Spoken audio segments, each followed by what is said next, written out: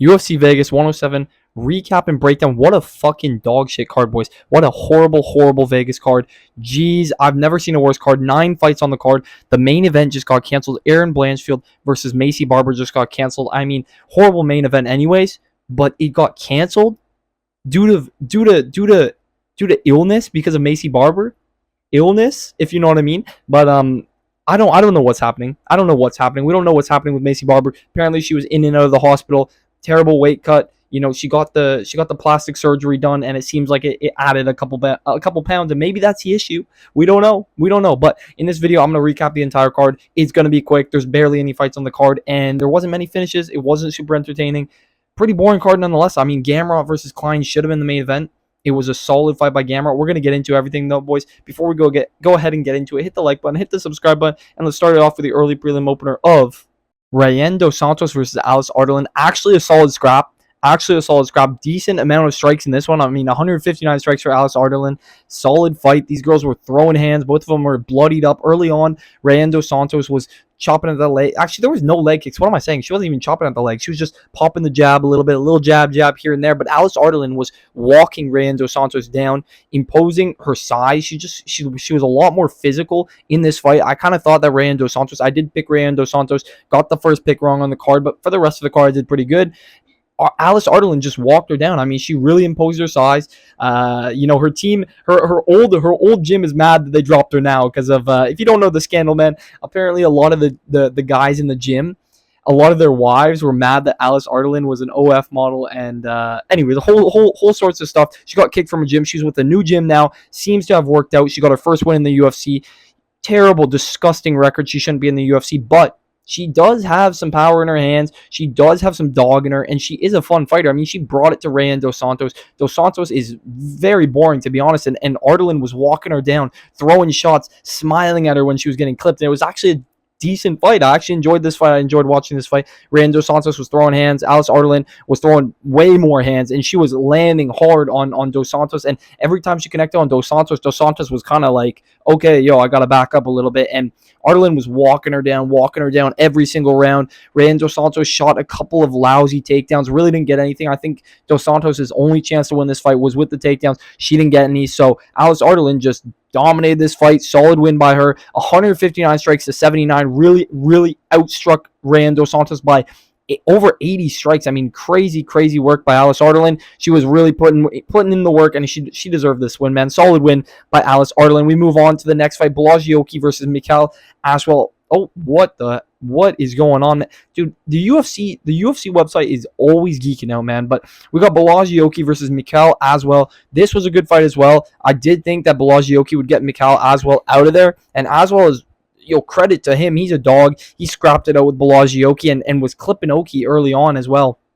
Blazioki early had not really set his feet in, was not really prepared, and Mikhail Aswell came out. He was ready to go. He was throwing hands with Oki. I thought he was going to be a lot smaller, a lot less physical, but he did put a pressure onto Oki where I kind of was like, oh shit. I mean, Mikhail Aswell was able to get in there and really do some damage on Blazioki early on. He was throwing hands. He was connecting. He was clipping Blazioki with some straight right, some straight lefts, and some big hooks as well. He was connecting pretty solid on Blazioki, and early on, Mikhail Aswell was doing well, but of course, didn't have a solid training camp, didn't have a full training camp, and Blazioki was prepared for round 2 and round 3 where he brought it a lot more, was able to impose his physicality, pushed Mikhail Aswell up against the fence, had him injured at the end of the second round. At the end of the second, he almost had Mikhail Aswell out of there, was really pressuring him on the fence, looking for the finish, but he wasn't chasing the finish, which you got to respect. He was trying to get this one done solid, fair, and get back in the win column because his last fight, he was pressuring for the finish, and he got finished himself. So, Blazioki, solid win by him against Mikhail Aswell, and I think Aswell should stick around in the UFC. I think he should move down to featherweight. He'll do very well in featherweight. Really good boxer, Mikhail Aswell, and he's very tough. Very tough. He just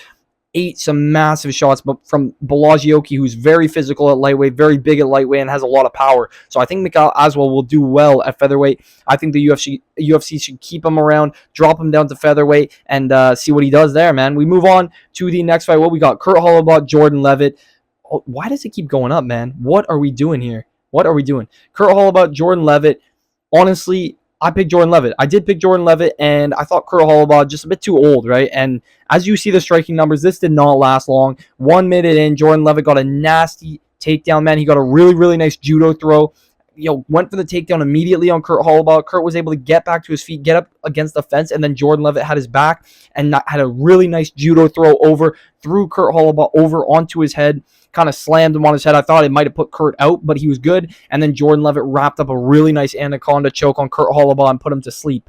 Really, really nice work by Jordan Levitt. We haven't seen him in a couple of years, so a lot of people were like, how's he going to look? Is Kurt Holobaugh going to outstrike him and just get the stuff to takedowns and be able to defend himself on the ground? But Jordan Levitt proved he's really, really solid on the ground, and that 2-year layoff did well for him. I think he had a kid, and he's back, man. Jordan Levitt's back. The Monkey King. Very, very funny looking dude and very funny guy in general, man. He did the worm at the end. It's kind of jokes, but Jordan Levitt, solid win by him and really, really quick finish. Really good work by Jordan Levitt, man. We move on to the next fight. Hafel Sun versus Alan Nascimento. I swear if it keeps going up, it's going to piss me off, man. It's going to piss me off. It keeps going up. This was the main prelim. We only had 4 prelims on this fight card. Crazy work. Hafel Sun versus Alan Nascimento. Everybody, when I say everybody, everybody was picking Hafel Sun.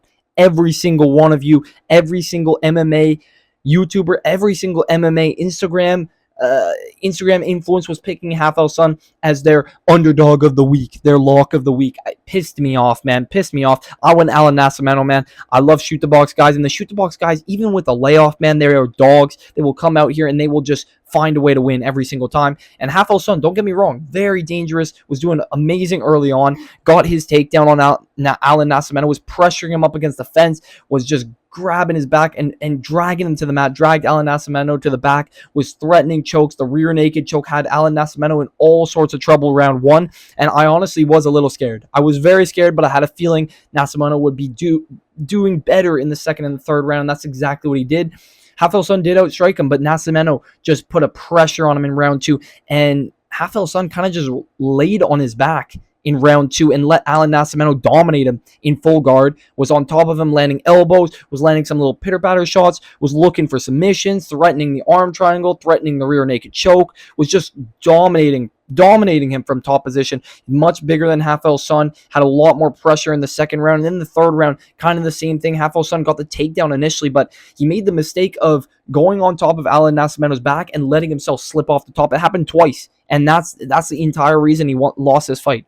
Hafel Sun lost this fight because he slipped off the top twice. He did it twice. He did it once in round 1 or in round 2. He did it once in round 2 and once in round 3. And that's literally, he gave up the position to Alan Nascimento, where Nascimento just had top position and Hafel could not get out of bottom. He could not get out of bottom, and Alan Nascimento was just landing shots, threatening submissions, putting the pressure on, and got himself a nice unanimous decision. I picked Alan Nascimento, man.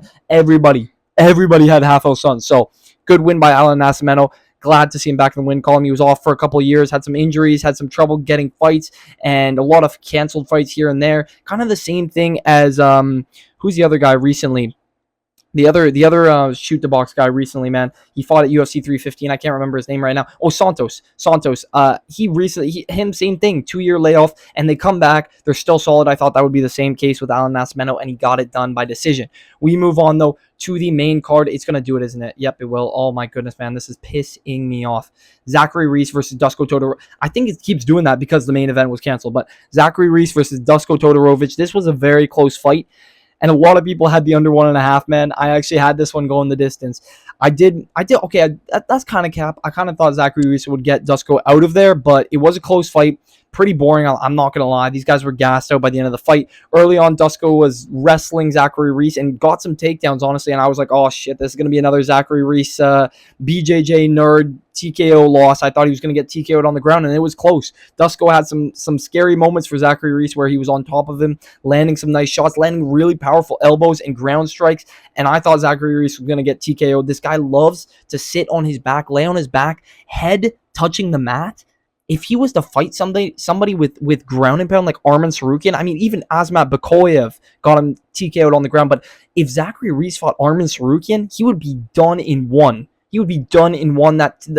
He's just horrible off of his back, lays his head on the mat, ready to be TKO'd. It's embarrassing, to be honest. But Zachary Reese somehow scrapes away with this win, was able to realize, he was like, oh shit, wait, with my IQ, I could actually strike, man. I could actually strike. Then his coaches were like, all right, let's strike. He strikes. He finally strikes. Round 2, round 3 go by, and Zach Reese does decent. But the ceiling of Zach Reese, man, is just, it's low. It's very, very low. Zero trust in Zach Reese in the future. I mean, he fights one good ground and pound artist, he's done. It sounds sus to say, but one guy who has really nasty elbows, really sharp ground and pound, and he's cooked. I mean, Zach Reese, we've seen it. We've seen it twice now. Brundage and Bikoyev, he got TKO'd on the ground just embarrassingly. So, no hate to Zach Reese, though. Good win to him, but a little bit of hate, man, because it's just scary every time you see him lay his head on the canvas and just be like, I'll just throw my legs up. I'll just throw my arms up and try to get a submission off my back. It don't work. It don't work, man. But we move on to the next fight. Ketlin, this was brutal. Okay, and of course oh man, everything goes wrong with this card. Everything that could go wrong went wrong with this card, man. Ketlin Vieira versus Macy Chiasson. Ketlin Vieira missed weight by a long shot.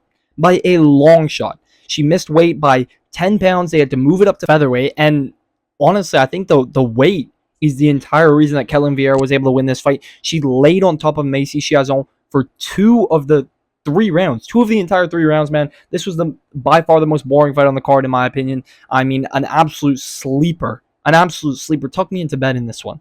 By the end of the fight, I was like, tuck me into bed, because this was boring as hell.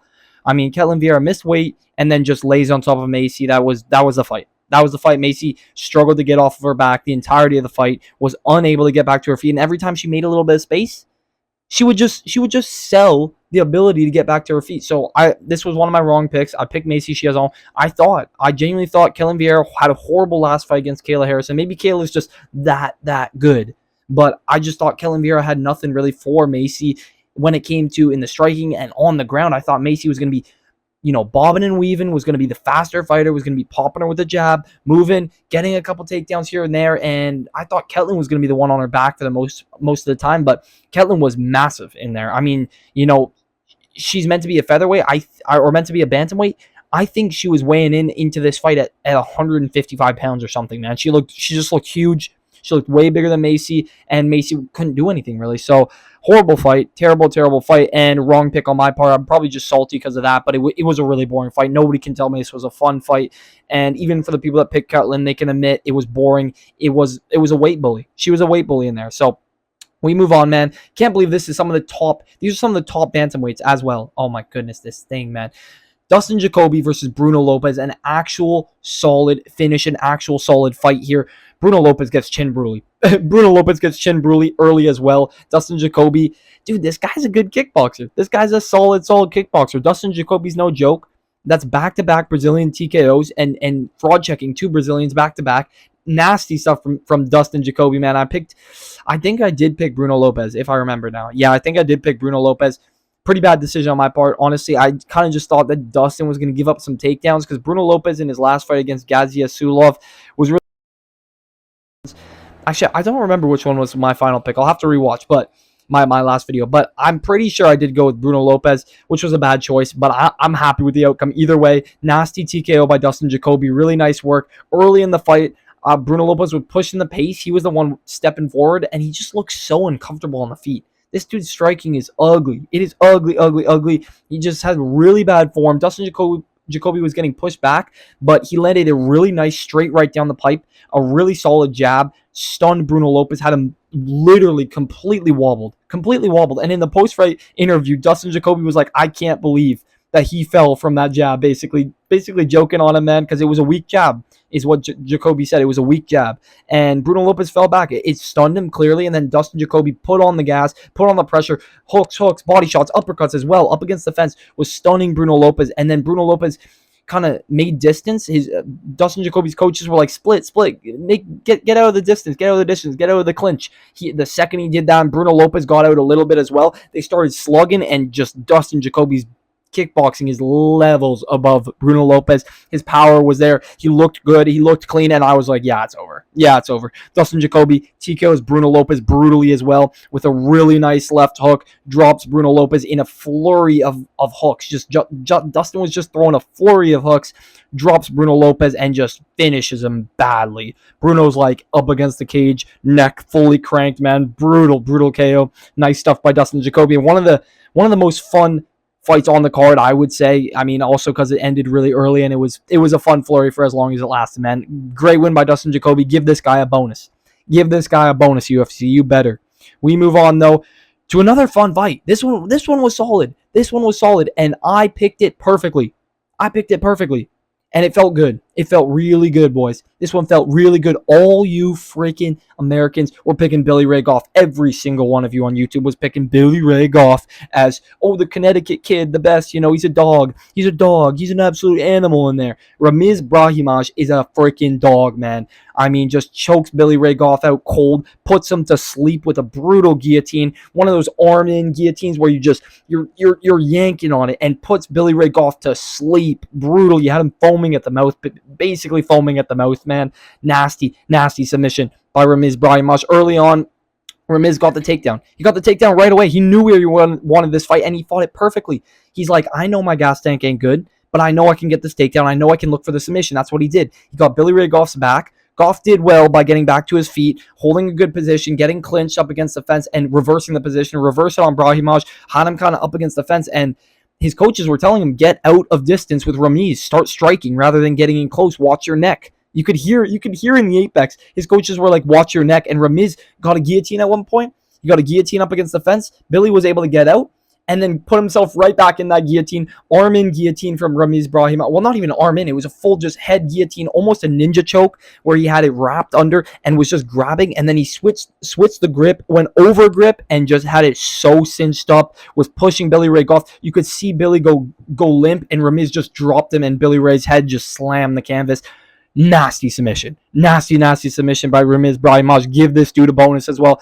The back-to-back fights were great. Jacoby versus Bruno was great. Ramiz Brahimaj versus Billy Ray Goff, great. And that was about it on the card. All the other fights were okay, but those two fights were solid. Don't get me wrong. They were solid, and we knew this fight was going to be good. And Billy Ray Goff just ain't as good as everybody thought he was, man. Give me that pick and Ramiz Brahimaj, massive underdog. Give me that pick, man. Solid win for Ramiz Brahimaj, and he got emotional at the end, and honestly, well-deserved to be emotional at the end because this dude's career is kind of up and down, and now he's on a 2-fight win streak, both finishes. All of his wins come by way of finish, and he's exciting, he's fun. Put this guy in a fight night, man. Put him on a fight night or on a pay-per-view, up like a little bit higher on the card against a higher-ranked opposition. You know, it would have been interesting to see how he did against Oban Elliott. I still would have picked Oban Elliott, but that would have been interesting, you know? We would have seen some more grappling. We would have seen Oban Elliott get grappled up against the fence and see if he can survive on the ground with a really dangerous guy in Ramiz Brahimaj. I mean, this dude takes your neck and you're done. You're done. He's choked out. I think he's choked out 11 of his 12 fights. And in his last fight, he got his first TKO. 11 of his 12 wins are by submission, and they're all chokes. They're all really, really nasty chokes. So great win by Ramiz Brahimaj. We move on to, I'm going to call it the main event. And what should have been the main event. Because this fight, man, Aaron Blanchfield versus Maycee Barber got canceled because Maycee Barber pulled out. I was mad about initially during this video. My mic died. I checked my phone. Apparently, Maycee Barber had a seizure. So I am sorry to her, and I do wish her the best. And I'm going to stop crashing on it, but the main event, it's just that the whole card was kind of riling really terribly. I mean, we had a bunch of canceled fights, a bunch of pullouts, a bunch of replacement fights as well. So it just wasn't looking like a great card. And then the main event gets canceled. Even if it wasn't the best main event, we still just didn't have a 5-round main event, you know? So it just, all of that had everybody upset. Everybody in the MMA community upset. But we're going to avoid this fight because obviously it got canceled. We'll talk about it at the end, though. There's some stuff to talk about. We'll go to the main event, though. Mateusz Gamrot versus Ludovic Klein was the main event. And it was a dominant performance from Mateusz Gamrot. If this was a 5-rounder, it would have been a 50-45. Brutal beatdown by Mateusz Gamrot. And nobody can say that Ludovic Klein is even near Gamrot's level. Near his level. I mean, Gamrot destroyed Ludovic Klein. Should have been a minus 1,000 favorite. Should have been a minus 1,000 favorite. Ludovic Klein was a slight underdog. I saw a few people picking him, and I had to stick with the gut of Gamrot. I mean, his chain wrestling, his striking's gone so much better, and he just played it perfectly. Beautiful fight from Mateusz Gamrot. Early on, he was striking a bit with Klein, trying to see, and he was poking at Klein. Klein didn't land anything early on, and Gamrot got in on that single leg, got a really nice single leg, and I kind of thought that Ludovic was defending it well, and then Gamrot just dragged him down. That's what he does great, is he drags you from the single leg and gets you to the mat, controls both legs, and gets his hips over your hips, and then he's got full control over you, and that's what he did to Klein early on. and just literally wrestle fucked him for the entirety of the first round, entirety of the second round. Also got an early takedown on Klein second round and just rode out those rounds. And he didn't just lay on top of him. He landed some nice ground and pound. I mean, you can see 142 strikes from Mateusz Gamrot. Really, really outstruck Ludovit Klein on the ground. Even on the feet, he was outstriking Klein. And just overall, a great performance from Mateusz Gamrot. I mean, this should have been the main event. It was a really, really good performance from Gamrot. He looked great in there. He looked clean. He did get stunned a couple of times. Though Klein, respect to Klein, but he did get he got mauled. He got mauled. Besides his couple of shots, he had a nice knee. I believe it was in the third round. He had a nice knee on Gamrot, dropped him. He dropped Gamrot a couple times. And it's true that Gamrot gets dropped a lot. But the fact that people say, oh, Gamrot's chin's cooked, this guy's got a horrible chin, it's bullshit. It's BS. It is BS, man. He has never been knocked out. Gamrot has never been knocked out. He may have been dropped in a bunch of his fights. He did get dropped against Hooker. He did get dropped against Klein. But his wrestling, his grinding out of the fight, and also his striking's come levels. It's come it's come a very long way. It's come a very long way. Outstruck Ludovit Klein at the end of the third round. I mean, the third round was close. That was the closest round for Ludovit Klein. He was on the feet for the longest that he had been through the fight, and that was his best chance. And he was landing on Gamrot, but Gamrot was landing a very nice jab throughout that third round, just popping that jab, 1-2, just clean basics, fundamentals, basics, and he was popping Klein. Had him exhausted at the end of the third after all the wrestling in round 1 and round 2, and round 3 he ended the round on top of Ludovit Klein with some really good ground and pound. Some nice shots on the ground, elbows as well. Had Klein basically in a fetal position on the ground and had him in a really, really bad position where he could have finished him if that round continued. He could have finished him with ground and pound there. And it was a good finish to that fight for Mateusz Gamrot. He looked great, man. That's what you got to say. And he got himself a nice unanimous decision. Great win by Mateusz Gamrot. You can't deny him as the top of the lightweight division. And he had to fight Klein because they wouldn't have given him any other fights. The UFC have wanted to see Gamrot fail for ages, but he's just not failing. He's winning. And he arguably won that Dan Hooker fight. So, you know, where do you go from here with Gamrot? He had some great call-outs at the end of the fight. He called out Paddy Pimblett. He called out Benoit Saint-Denis. Those are great call-outs. I don't think Paddy Pimblett will take that. I think Paddy Pimblett wants to fight either Gaethje, Poirier, Max Holloway, one of those, or even Arman Tsarukyan or Charles Oliveira, like one of those guys. Anybody above him, I think he's on a trajectory there. But Benoit Saint-Denis versus Mateusz Gamrot, they got a little bit of bad blood from the UFC 315. Gamrot was going to step in short notice, and apparently BSD said no, but we don't know to the extent of what that is. But, you know, this could be a great Paris main event. Mateusz Gamrot, Benoit Saint-Denis, Paris main event.